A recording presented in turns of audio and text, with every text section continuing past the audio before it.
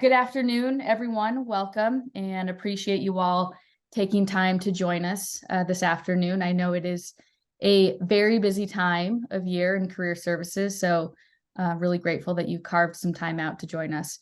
My name's Ashley Safransky. I lead marketing here at UConnect.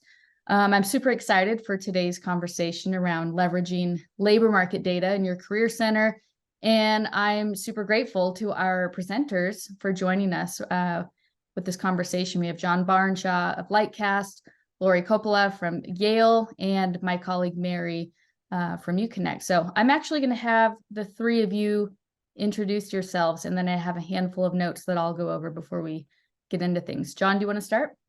Sure. Thanks very much for joining us today. And Ashley, thank you so much for the opportunity to present. My name is John Barnshaw. I'm the Vice President for Education Success at Lightcast.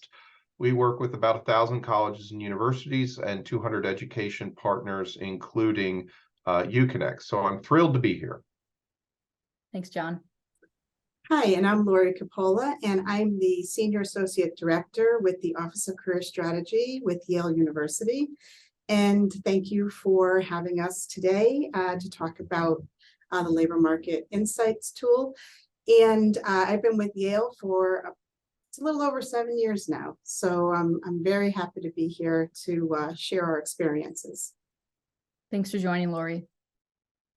Hey everyone, my name is Mary, and I am joining as a customer success manager with UConnect. But I come from the world of student affairs and higher education, so this is all very familiar to me, the work that you all are doing, everything from residential life to leadership programs to career development at a small liberal arts college to a large research institution. So very familiar with this and excited to share some more ideas with you all.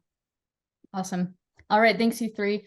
And just, heads up to everyone, we all will be doing some screen sharing, so bear with us as we, unshare and reshare and all of that, but lots of good stuff to share. So before I turn it over to John, I do want to just share a few notes. We are recording the session, and I will send out the recording via email tomorrow to all registrants. We are going to be doing Q&A at the end of our time together, as you can see on the agenda, but go ahead and use the Q&A box that you should see at the bottom of your screen to submit questions throughout the discussion, and we'll get to those at the end. And then the chat, please do use the chat, as you go. I know all three of our presenters are glad to be in there a bit as much as they can, so feel free to get that going.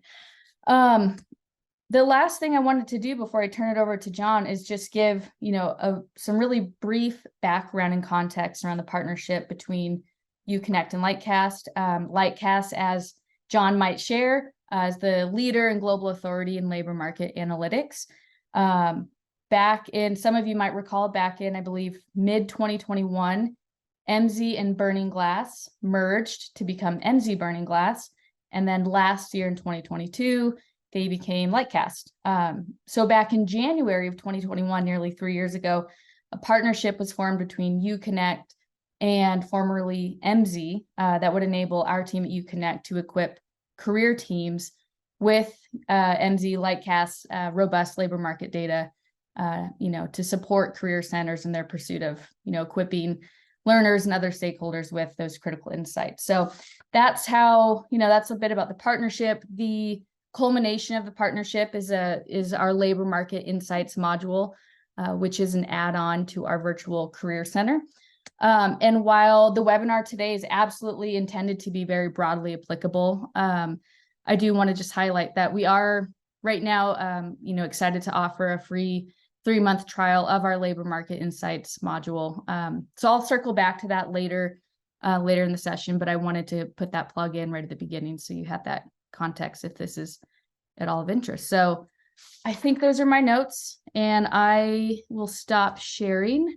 I want to get ahead, and I'm going to turn it over to you, John.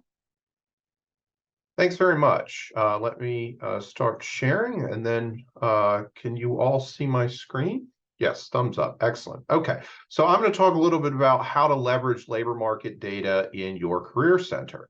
So a little bit about Lightcast, in case you were not paying attention or joined us a minute ago, but not 2 minutes ago. MZ and Burning Glass were two separate companies. They were integrated and merged, and in 2022, we changed our name from MZ Burning Glass to Lightcast. We work with about 1 billion job postings and 300 million workforce profiles. So if you think about workforce profiles, things like LinkedIn, PayScale, Monster, wherever you might set up a profile that's related to the workplace.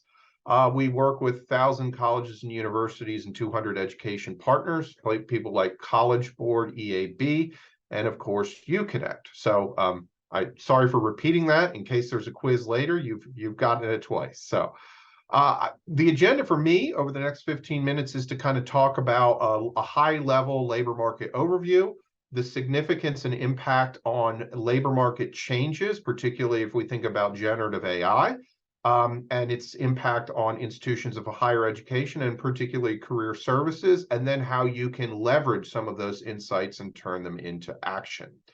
So let's just start with the labor market overview. Recently, I presented with my colleagues at Microsoft, and I borrowed this slide from them. It's their perspective that AI will reinvent every industry. I think that's actually true, which is why I'm sharing it with you today. So I want to spend a couple minutes just talking about what AI is, in case you're not familiar with it, and how it's different, and why I think that it really will transform many different sectors of the economy, and that this is just not hype from some ed tech vendor. So the journey, as you can read on the slide, from artificial intelligence, if you think back to Alan Turing and Turing tests, there was the idea that computers could actually replicate some level of human intelligence as well as some types of human behavior, whether it's statistical analysis or modeling. We certainly got that with machine learning, and then in particularly more recently with developments of deep learning, where machines can actually come up with some causal inferences based on the data that they ingest. What is transformative and different about generative AI is that generative AI can create new context and new visual images. So before, if you submitted 1,000, 1,000,000 pictures, it would create a model using deep learning of what the best estimate of those pictures might be. What generative AI is doing is creating an ensemble and saying, well, here's a new picture based upon the data that you fed in. And that can be text, it can be any number of things. That's what's different. So I don't think that that generative AI is going to disrupt every industry to the point where industries completely close and collapse. But I do think that it is going to be transformative in a variety of ways. It's already here. Like, this is not some sort of hypothetical thing. Last year, Stanford University, they have a center there that focuses on artificial intelligence. In their most recent report, they noted that 32%, so almost a third of the financial services industry, is already using AI in the workplace. A lot of this is fraud protection, risk identification, things like that, using generative AI. In healthcare, through machine learning, deep learning, and AI, the ensemble models and the AI models are actually better at detecting things like breast cancer than even human beings who have been trained for 15 years. AI can actually combine 15,000 years of learning in a single program and format. So that's transformative. So that's about a third of those industries that have already been using it. In manufacturing, in terms of building models and building machines that actually make fewer errors and can actually identify risk and errors before they even happen.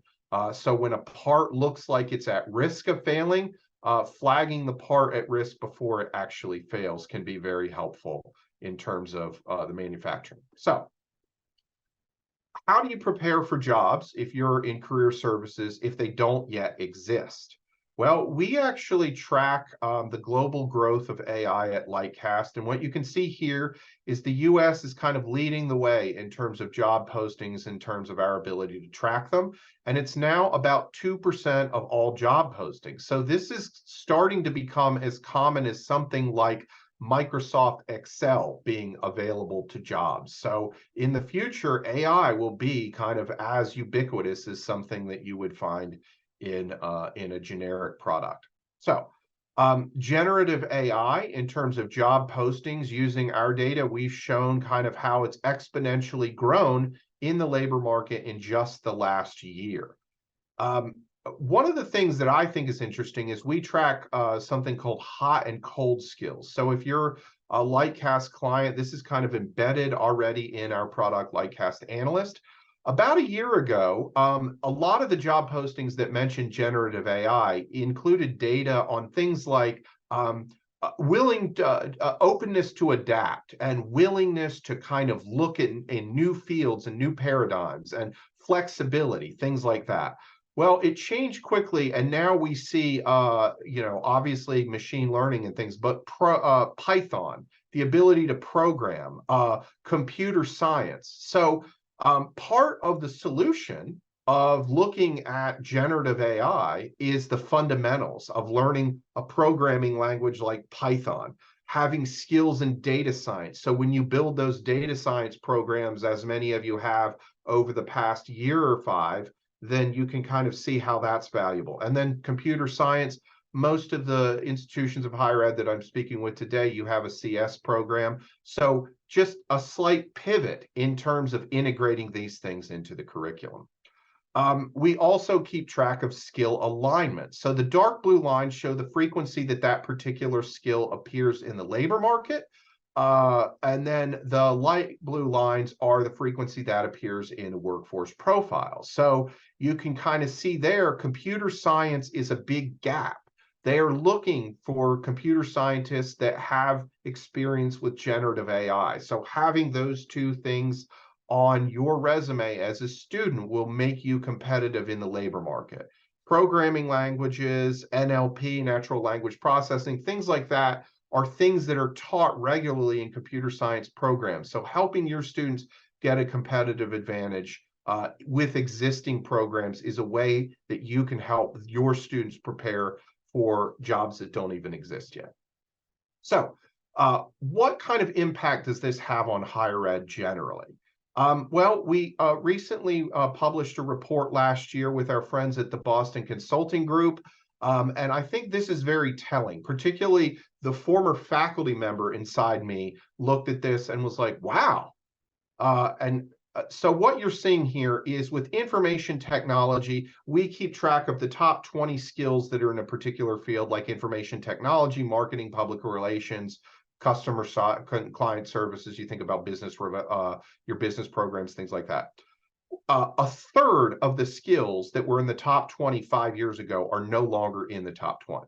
That was kind of one of those clarion moments for me, because as a faculty member, I don't update my syllabus by a third over a 5-year period, and I certainly don't update it by 46%. So you all in career services can really play a part in not necessarily being the subject matter experts to all things, but circling back to your faculty to engage them, to have productive conversations with deans and chairs about what skills are in demand from your community partners to think about that. The other part about how you can play a value in terms of success is career support. So my friend Dave Clayton over at Strata partnered with Gallup to publish these data. And if a graduate of a program or an alum of an institution had they thought that there was poor support between their institution providing access to a meaningful career and support to a meaningful career, only 17% of those respondents thought education was worth the cost. Conversely, if there was excellent alignment and an institution did a great job or an excellent job to provide meaningful support to a career, that number jumped up to 83%. As a statistician, that's about as close to a positive correlation as you're going to get. That's a pretty straight line. as you can see it going up. So, this is work in higher ed that really can't be delegated. If it's not us in career services, then who? And if it's not now, then when? At no point I could have rattled off 15 minutes worth of content showing that the public is increasingly skeptical. Our students are increasingly skeptical of data and the value of a degree on higher ed. Well, when you align it to meaningful career supports, then you actually see a measurable improvement in education being worth the cost, the number one driver of value. So I want to wrap up my talk with talking a little bit about how we can leverage insights. There's two things that I think are really important: actionable insights and then insights into action. So let's first talk about actionable insights. There's a variety of data sources that you can look at in career services. With Lightcast, the two that I'll mention most recently is, if you don't read our press releases, that's okay. Plenty of people don't, but we last week acquired the Career Leadership Collective's two products, Embark, which is their first destination survey they use for benchmarking, and NACM, their National Alumni Career Mobility Survey, which looks at 5-10 year. We're integrating those experiences and those surveys into our labor market data. That's a way to get more actionable insights with data. LinkedIn Learning, there's a lot of opportunity there. ONET is a great public resource that's free through the Bureau of Labor Statistics. You can click on this link when we make the presentation available, the Bright Outlooks. Lightcast plays a role in actually shaping some of those Bright Outlook data. Our friends at the College Board, Big Future. If you're students, you might be familiar in career services with Big Future. It's no longer just for students who are looking to go to college. It's also a career exploration tool. They partnered with us in last year. They've had over 1 million page views of looking at that kind of stuff. So they made amazing progress. And then, certainly not last but least, UConnect and the career exploration that Ashley mentioned a moment ago. I would definitely take advantage of the 3-month trial. That's a great opportunity for you to kind of explore what's under the hood with UConnect. So how do we align kind of insights and action with data? Well, I explained a minute ago kind of what's going on in the tech sector and that disruptive technology that we're seeing. But if you look at a field like English and creative writing, people always say, yeah, but what about the humanities? Well, let me kind of provide a little context there. There's 3 conversations that you can have with actionable labor market data. The first is looking at stamped skills. So for instance, like proofreading is something that probably everybody teaches in every English or creative writing program. It's a real in-demand skill. People who hire at large tech firms where they pay the most and Fortune 500 companies, they don't read resumes anymore. They look at the top 10 skills that are in demand. A hiring manager says, here's the top 10 that I view are critical. Start the phone screen at 7 out of 10. Well, you don't want your students taking a strike on something that they already know. So make sure that you highlight those extant skills that are in demand that you're already teaching. There's also expansive skills. So maybe SEO or search engine optimization is not something that's taught in a creative writing program, but it's one turn of the crank where you can explain how having relevant search terms and relevant words in an article can really help your students get a career advantage and a career booster. And then the final thing is looking at the skills that are expert skills. So the idea that you could actually identify expert skills, content creation. Expert skills are kind of those social skills or higher order skills. So you think about the ability to present at an audience. This is not just something that you pick up on a syllabus, but you develop over a program like you're going to find in a liberal arts.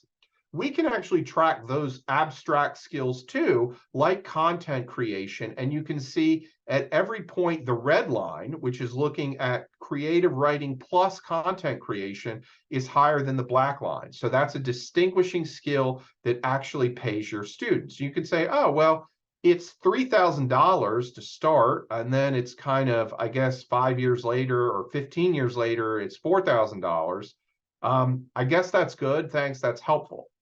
I don't think that's the right way of thinking about it. I think that there is a compounding value to these actionable insights. So if you think about that, for example, that $2,000 skill premium at the beginning of a career, every time, every year over that period, that student is earning more money in their budget by having distinguishing skills. If they invested those $2,000 every year, and with interest, which is basically inflation, and they could probably invest it in almost any money market and get a higher return, at the end of that process, they're going to end up with $36,000 in terms of an appreciable skill that you're learning. Now, do I think all of the students, if they're earning $50,000, are going to drop $2,000 in a fund? No, not necessarily. But I want you to start thinking about these actionable skills in terms of an investment with students that provide a compounding return on investment over time. So that's the final thing I want to talk about is insights to action. We often think about student success in terms of graduation and attainment. Literally, you've reached your destination. We think about student success being enrollment, access, retention, persistence, completion. I want you to think about something else, adding career services in terms of student success. On your campus, how you get actionable insights is you get people focused on career and creating change on your campus. So the final thing I want to lead you with is the idea of graduation no longer equals educational attainment. It equals, or it aligns, or it yields skill alignment. And that visualization there of those three layers, the bottom layer is the educational institution, that middle layer is the skills that you embed in the student, and the top layer is their employer that they're going to snap into when they begin their work. Integrating those things, it's the skills that are transferable from education to the workforce. And the best way to do that is to understand what insights are available and then create change on your campus to make it happen. So without further ado, I am going to turn it over to my colleague, Laurie. Laurie? Well, thank you very much, John. That was wonderful. Very, very insightful. And I learned a lot about generative AI and also did not realize the history of AI. So I really appreciate that. And also the importance of integrating skills with curriculum, because that's something that we really are trying to bridge, right? So it's a perfect segue to what I'm going to talk about today, which is really how career services leverages the labor market insights module and how we're starting to make inroads with our faculty for them to start thinking about career conversations with their students. So mainly I'm going to highlight three basic things that I think are most common that I talk to with students about. And so I mainly will counsel students who are interested in STEM careers and also any of the health professions careers. So to start out with, I really love the idea of using the LMI tool for exploring careers. It not only helps students, but I have to say it helps me as well, because as an advisor, there is no way we would be able to know everything about every career. So when I get a meeting request about a career that I don't really know that much about, I do my research ahead of time, go right on the LMI tool, and I'm prepared to talk with my students about it, which I think is really fantastic. So what I highlight to them is specifically like what John was talking about, learning about the job functions and skills. What do these jobs actually, like, what are they made of? What are the core functions for these jobs?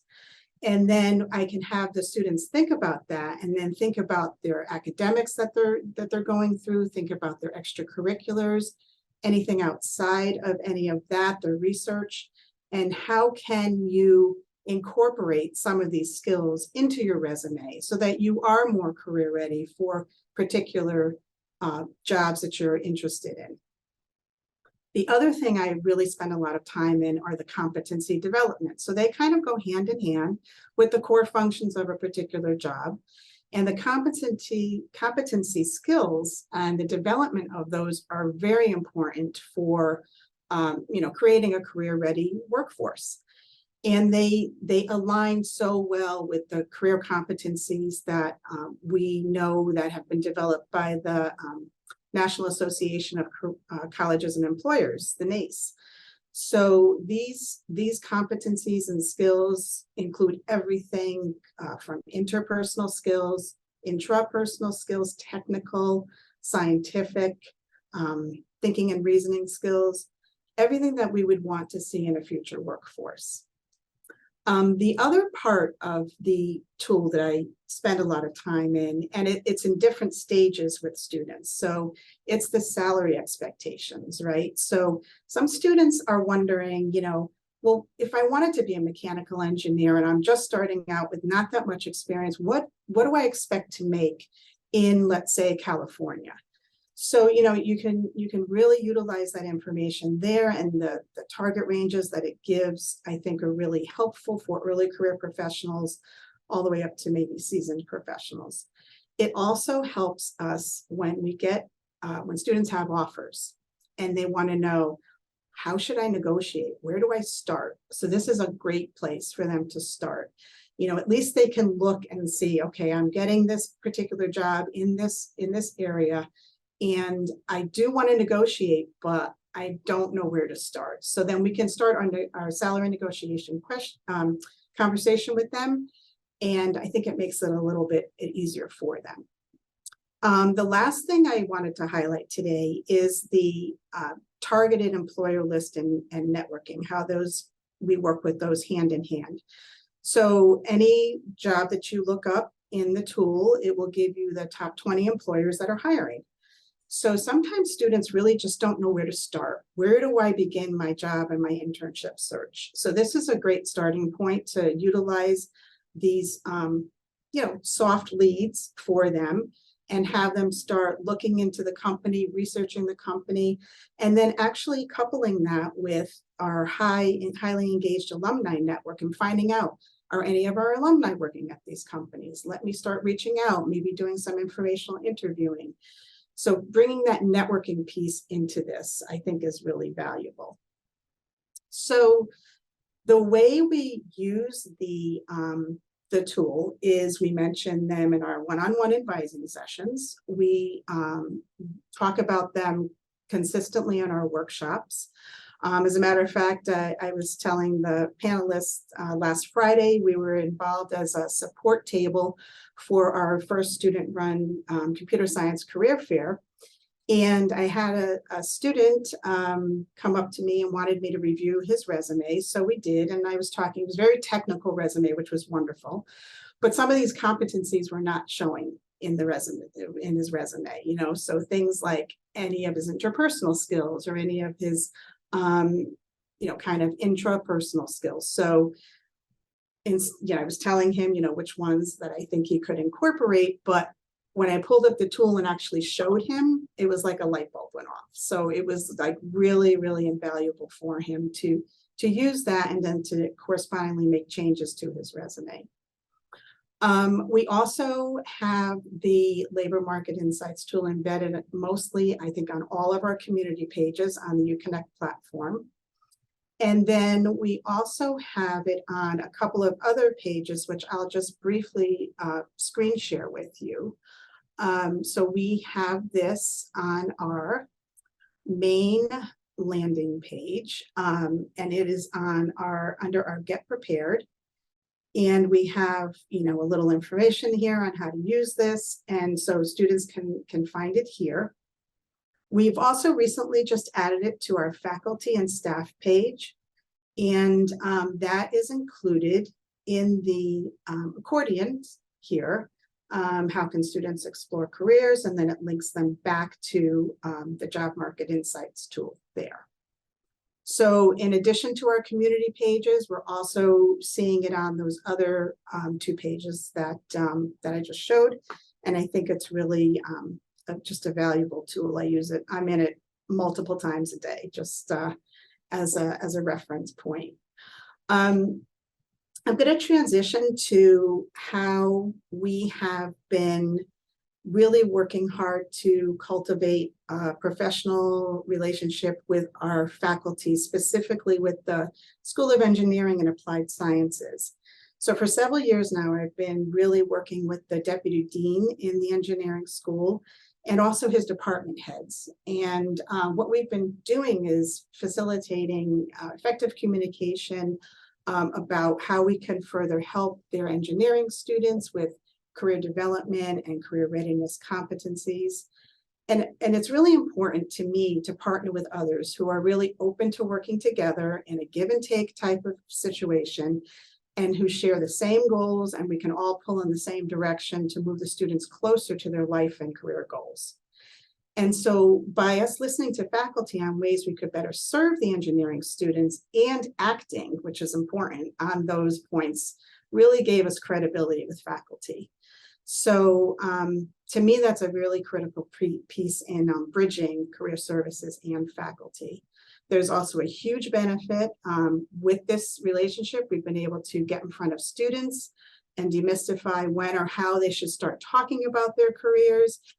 So often we see seniors as for the first time in our office, and we help them, and they're very grateful, but it's so much easier for the student and less stressful for the student if they come in a little bit earlier.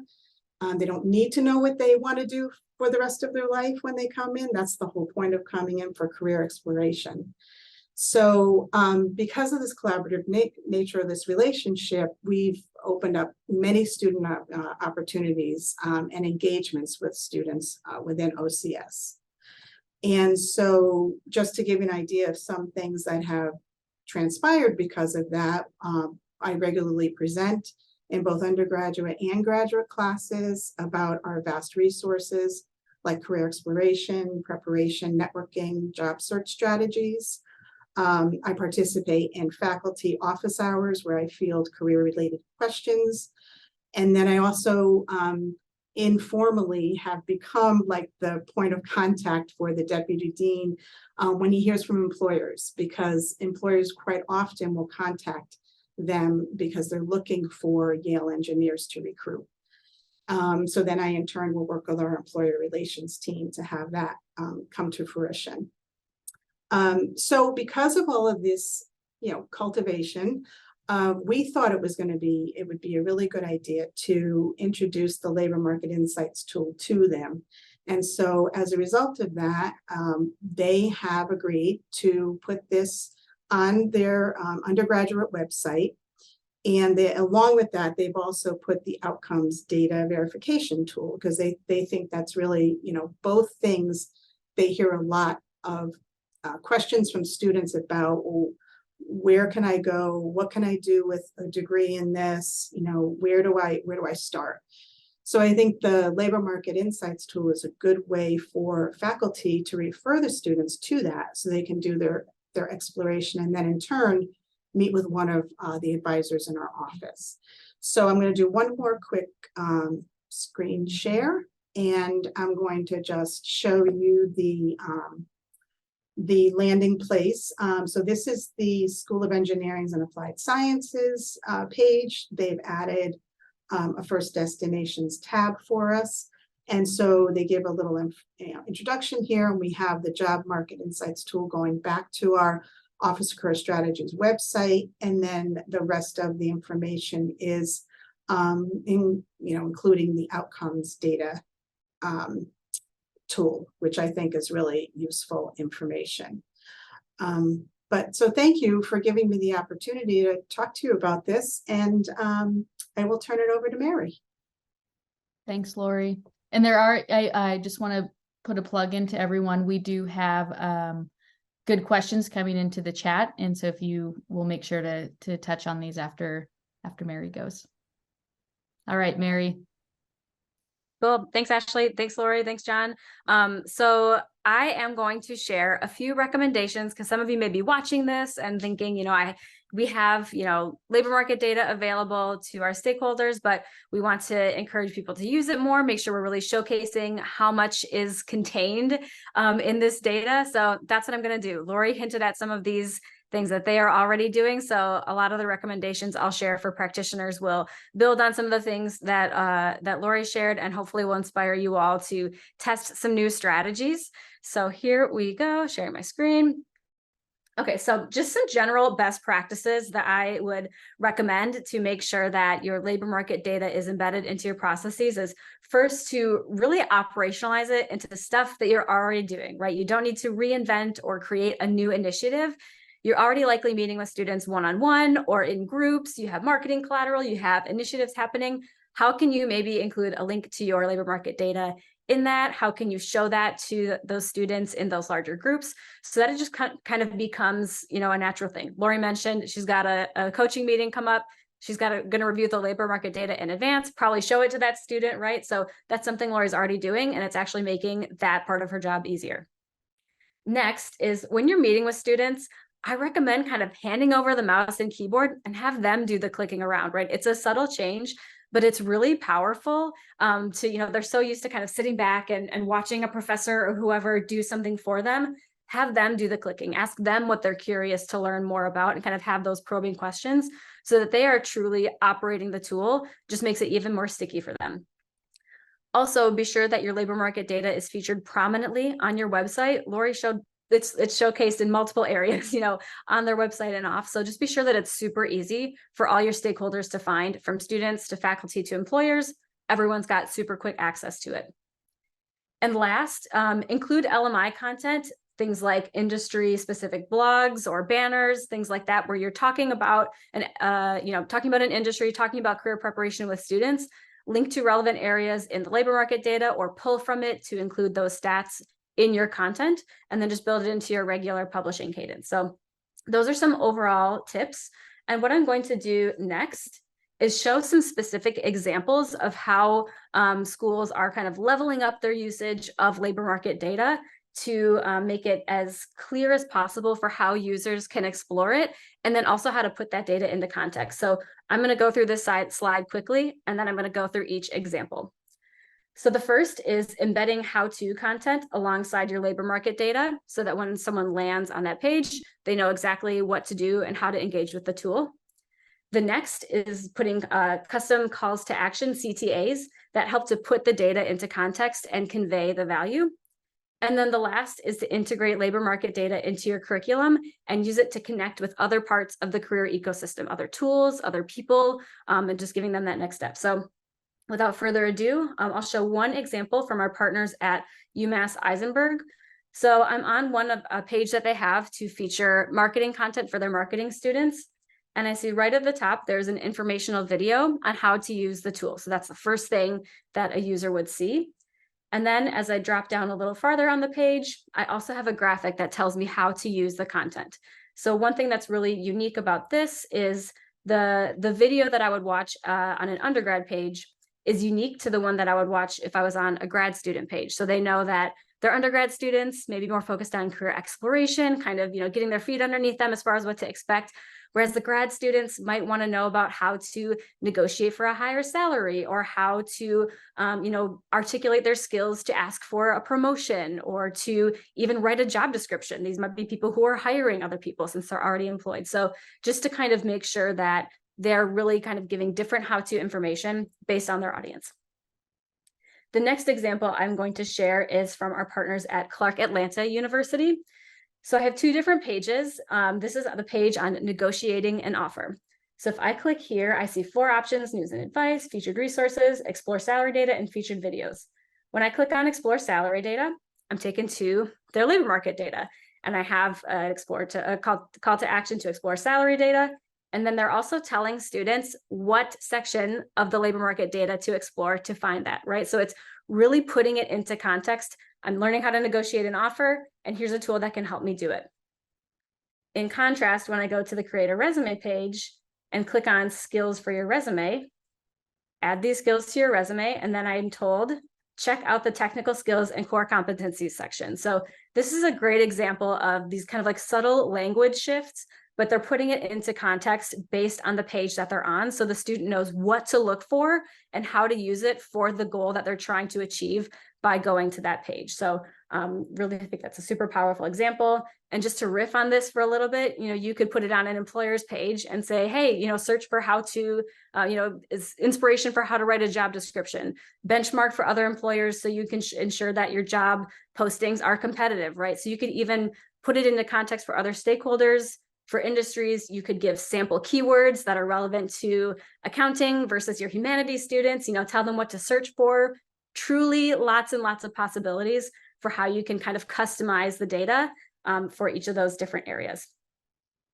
And then last, I don't have this exact example in front of me because it's a worksheet. It's a curriculum activity that the students do, but our partners at Sam Walton also are leveraging labor market data, and they are using it as part of their curriculum. So students do an activity where they go to the labor market page, do some exploration on a major that they are interested in or that they're studying, wherever they are in their career journey.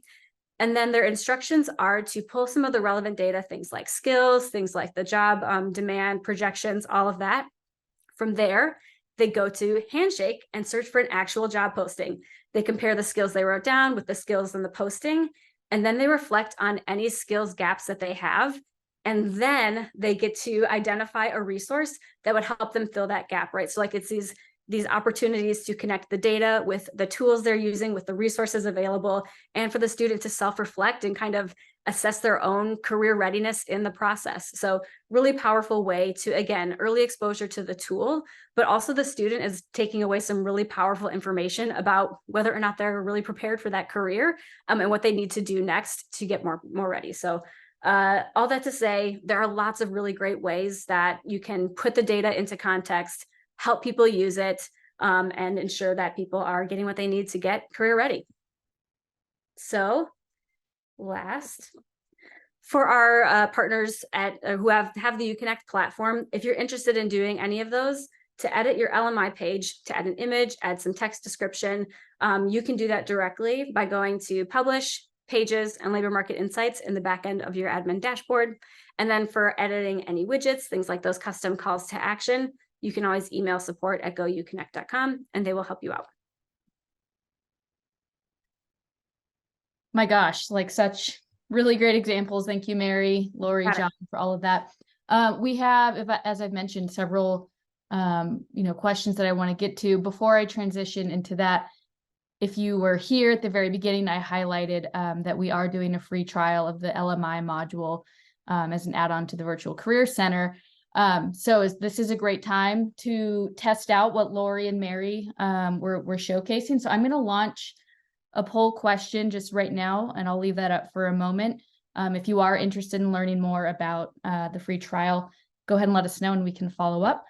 And I'll leave that up. In the meantime, I have a question around the data. And John, I know you answered this a bit directly in the chat, but this is for someone who does have the LMI module. Can you give, some advice and guidance on the easiest way to explain how the LMI data is gathered and delivered to, the stakeholders on campus? How is it different than ONET? I know that's a common question that might come up. So any guidance to our users who are, trying to socialize this data across campus? Sure. So there's kind of three broad types of data. The first is government data. So that would be like iPads in higher ed, or Bureau of Labor Statistics data, or American Community Survey data. So you got that labor market data. The second part is you've got the data around job postings.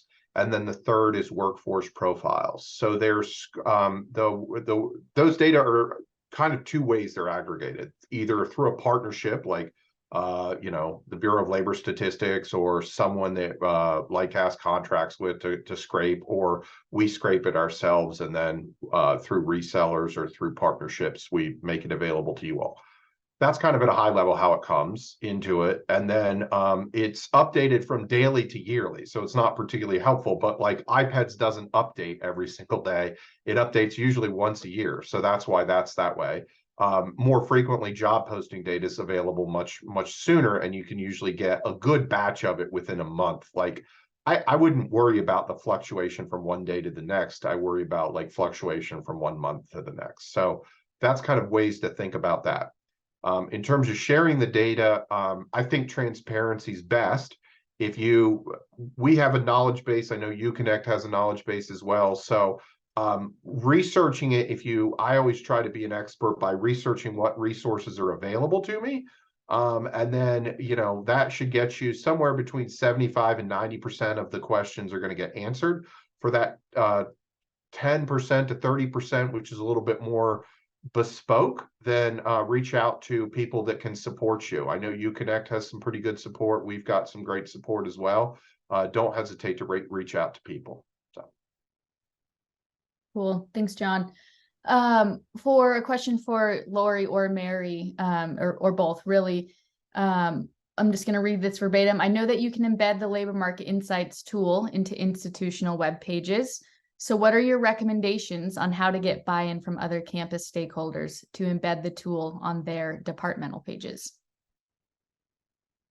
I can probably start with that if that's okay, because this just happened for us. So as I mentioned, this is the time was right because I had already started developing a professional relationship with the deputy dean of the School of Engineering, and he is a very willing participant to in any way help the students, right? He has a team of department heads that are also very open to any kind of resources or help that career services can provide.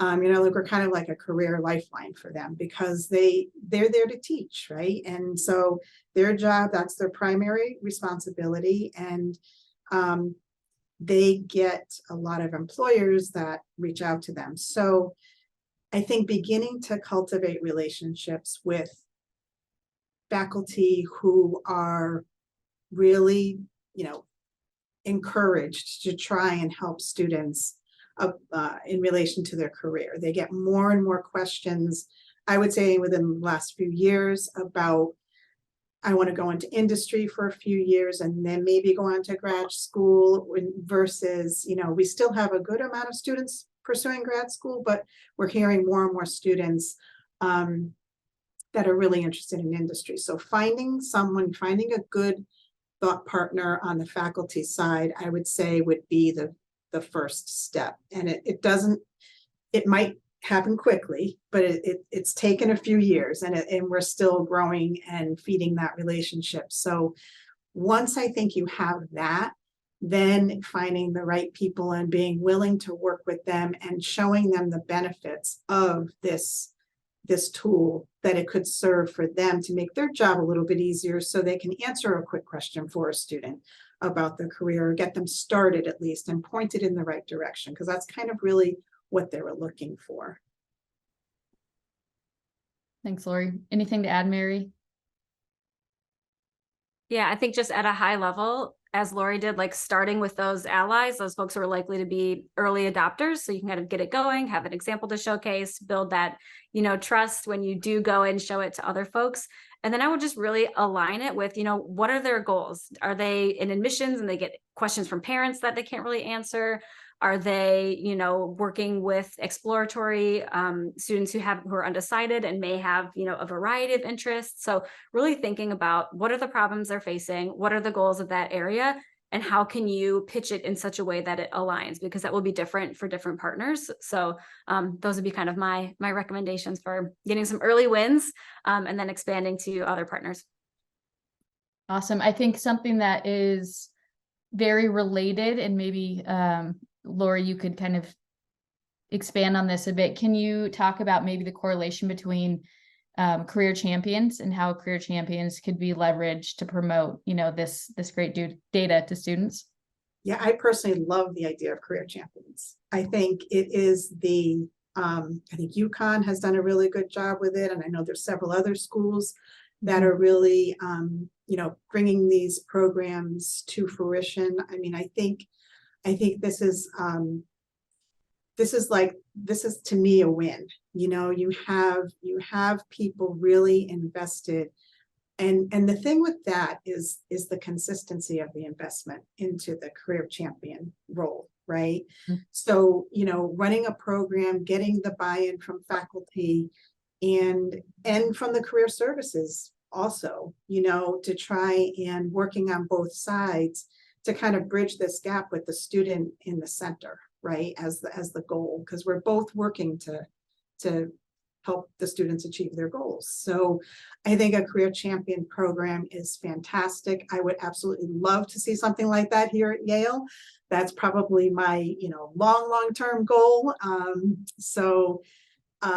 Yes, big supporter of it. We are making baby steps right now in that direction, but would love to be interested in hearing from anyone who has been really spearheading these programs, just to get some ideas and brainstorm on how we could bridge that gap here. Fantastic.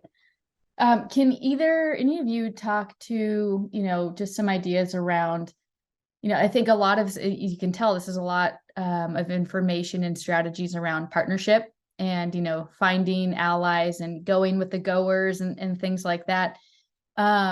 I think one area of opportunity is partnering with alumni and making sure that, you know, your alumni base has access when appropriate to this data. I think about how many people out, you know, actively in the workforce who may be changing jobs or trying, you know, looking to switch into a new industry or need to renegotiate their salary. Any advice or guidance around partnering or how the data can be used to support alumni? Yeah, there's so many ways that you could support alumni. One is if you wanted to look at kind of where they are. So historically, finding in Lightcast, we have alumni pathways, which enables partnership with the National Student Clearinghouse that can show you where your alums are.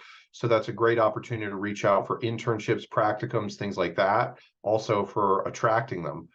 With UConnect, there's a really great opportunity that we think about, like lifelong learning and career support, the idea of negotiation for promotion and things like that, like highlighting some things that are in demand that might be relevant that probably you didn't pay attention to when you were a senior and on your way out and, you know, you already had your job. But when you think about maybe switching over, that's some really good resources that are available to help those alums get a competitive advantage. So it can very much be a two-way street. And, you know, I mean, Yale has one of the strongest alumni networks in the nation. And so certainly love to hear some thoughts that Laurie might have as well. Yeah, so that actually is a really excellent suggestion, Ashley. And so I think that, you know, trying to get our alumni more, I mean, they're highly engaged right now, but also showing them this tool, which I think would be really useful for them.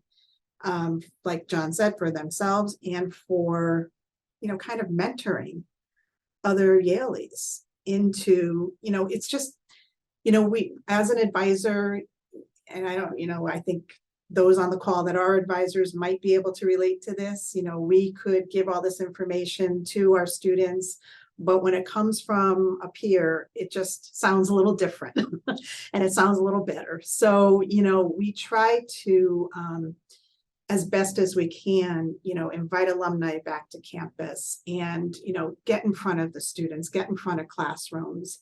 And, you know, with that could be they're talking about, you know, how the students can use the tool for their advantage. So just a real quick side note, I'm going to be presenting in our biomedical engineering's sophomore seminar in a couple of weeks. And so this is something I'm going to have them do during the presentation. I want them to go in, I want to show them where it is, and I want them to choose a career and kind of go through it and then pick out certain things, just like Mary mentioned, you know, give them the mouse, have them do it.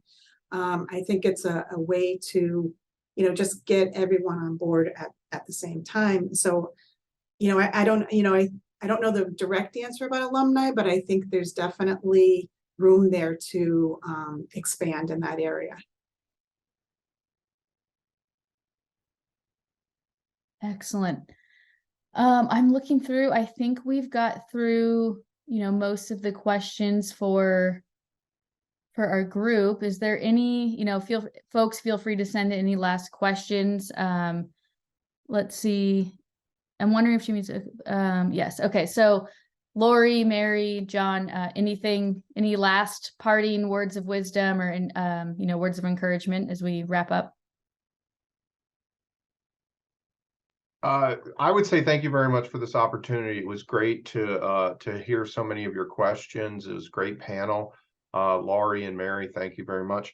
My comment and challenge to you all in higher ed is to think more about how student success doesn't end when you walk across the stage at graduation, that student success is early career success and then building upon that success moving forward with your alumni. And that doesn't just involve career services. One of the things I like about student success is that it might pull in admissions, it might pull in retention coordinators, it might pull in registrars, certainly faculty and deans and chairs. There's no reason why focusing on career success can't be the aim of higher ed. It's what students want, it's what policymakers want. It just takes a lot of effort to do it. And I think the people on this call are extremely well positioned to do that. So I encourage you, and to the extent that we can help in any way, we're happy to do so.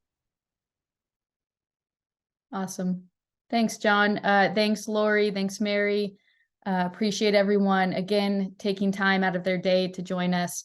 Hope you all have a fabulous week. If you have any follow-up questions, don't hesitate to reach out.